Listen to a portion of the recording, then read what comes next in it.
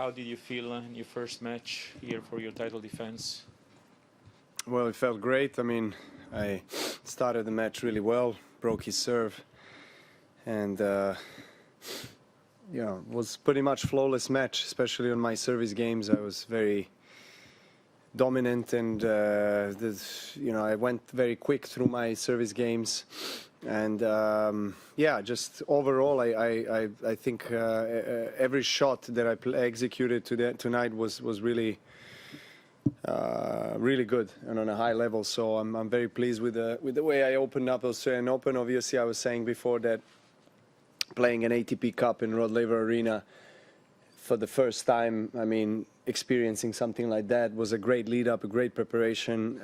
So coming into tonight's first round, I already had 4 matches, you know, singles, doubles, a lot of match play. So it didn't feel like I didn't feel maybe too nervous, you know. Always first match, obviously opening up Grand Slam night session is not easy, but it just felt like I had plenty of time, match play on the court, and that helped to start off strong. Chris? When you have such a strong head-to-head and you get off to a good start and you're comfortable, do you use a match like this in the early stages of a slam to practice certain things like drop shots or getting to the net more often than you might otherwise do, just to groove your game for later? Yeah, well, it just depends who you play, of course, and how well do you feel on the given day.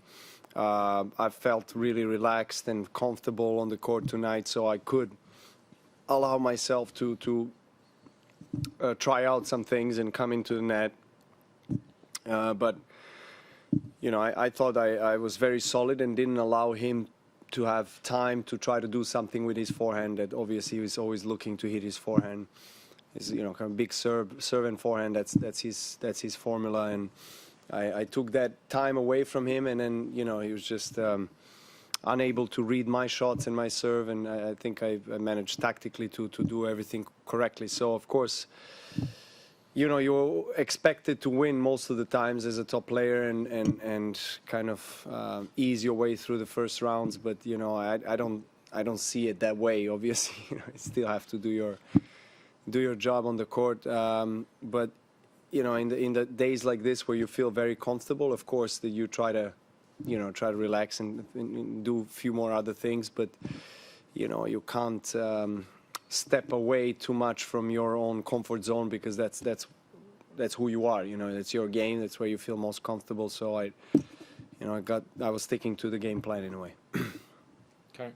Novak, on nights like this when you do feel so comfortable, is there anything that you can almost bottle for the next round and the next round, or do you just think, I hope I can feel this way for 6 more matches? Yeah, I try to memorize that, you know, have kind of a muscle memory. I think every time you experience something, it's there. So it's in a way up to you whether you are able to bring it out from the box again in the next encounter. But obviously each day brings something new, and it's not always possible to feel aligned or kind of in the zone every single match. So you kind of have to deal with also different conditions, different opponent, and it's just different factors that are outside of you holding a tennis racket that affect you, obviously, mentally, emotionally. So I feel like you always have to adapt and really be flexible. But yes, also try to stick to something that you know works best for you, because in the moments when match can go either way, that's where you really, you know, go back to the basics and what feels right for you. Last one in the room, Mark. There might be some more questions about the match itself, but I'm not sure if you're aware, but Nick Kyrgios was in press not long before you, and he's responded to your comments. Have you caught up on them at all? No. Can I read some of what he said to you? I'm not. You can read it, but I'm not going to answer to anything. So there's nothing you want to say. He said that you're a very strange cat. That was part of what he said, and Yeah. he was bemused that you weren't respecting him off the court because he feels like he's done a fair bit for charity and people during the pandemic, and he ultimately said that he's not going to take any slack from someone who was partying with their shirt off during the pandemic. Is there anything you wanted to say Great. in response to that? No. Okay, we'll move online. First question, Willie from ESPN, when you're ready. Hi, Novak. Hey, Billy. For you, with the experiences that you've had with lines people, what is it like to not have lines people, and what are your thoughts on this approach for the future? Well, I think back in New York in August for US Open last year, someone asked me whether I would support the idea of introducing this kind of line call technology at every tournament, and obviously providing that the tournament is able to afford financially that kind of investment, because obviously it is an investment. I said that I support that, because I feel, yes, I understand that there is a tradition and history and the way we kind of got used to the line umpires being there, and I think it's nice that there's a lot of people and also volunteers with these line umpires that love tennis and love to have an opportunity to be out on the court and be close to the players and be part of a great event. But I think when you draw a line, that generally I actually am in favor of technology. I think it's proven to be very accurate in this particular instance. I don't see a reason why we need the line umpires, to be honest, if we have a technology like this. I would, of course, keep the ball kids. But the line calls, I'm in favor of this technology. Thank you. Okay, last question in English. Bill, when you're ready. Hi, Novak. Can you hear me? Yes, I can. Thank you.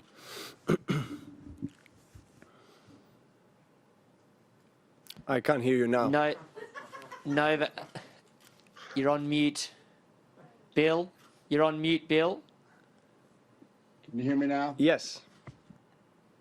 Records in our sports have their own dynamic. Players take them in different ways. And it can be argued you've set some of the most incredible records in our sports, what you did last year with the season end wins. You're about to get the record for weeks at #1. Your records against Roger and Rafa, what you've done at the Masters. Of your records, what gives you the most satisfaction of your records, and where do you think they hold a place in your game and in our sport?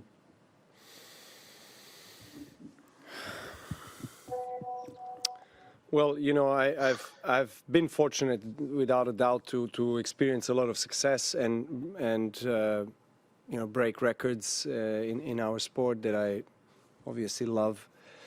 I'm very passionate about it. So, of course, I am always motivated and inspired to achieve big goals and break records. I mean, I would lie if I say that's not,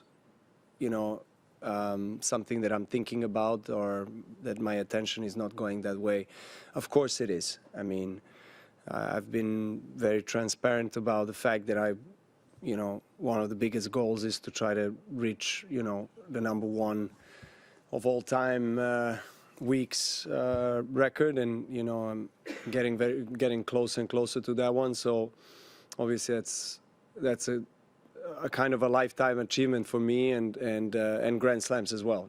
Of course, the Masters events, I think the 1,000 events over the years, I've managed to be very consistent and win a lot of titles there. Those are the biggest events that we have on the tour, other than Grand Slams. The head-to-head records with top guys as well, to name a few. Obviously, I'm not sure what else is out there, but I try to be a good student of the game. respect and study history of the game, and the guys that paved the way for all of us that are here at the moment. So I'm just very fortunate to be in this situation and position that I'm in at the moment. So I'm try to keep on going and obviously setting up new goals for myself, because I feel like other than passion and love that I have for the game, and the biggest reason why I still play it is exactly that pure emotion that I have of enjoyment when I'm there and excitement. But at the same time, as a professional tennis player, I need to have goals. So I feel, in the last 15 years, everything that I managed to achieve, I don't settle for anything less but the top of the men's game and the biggest trophies. I mean, that's something that I always aim for. So I work towards that, and yeah, I'm still very lucky to be where I am. Let's see what future holds.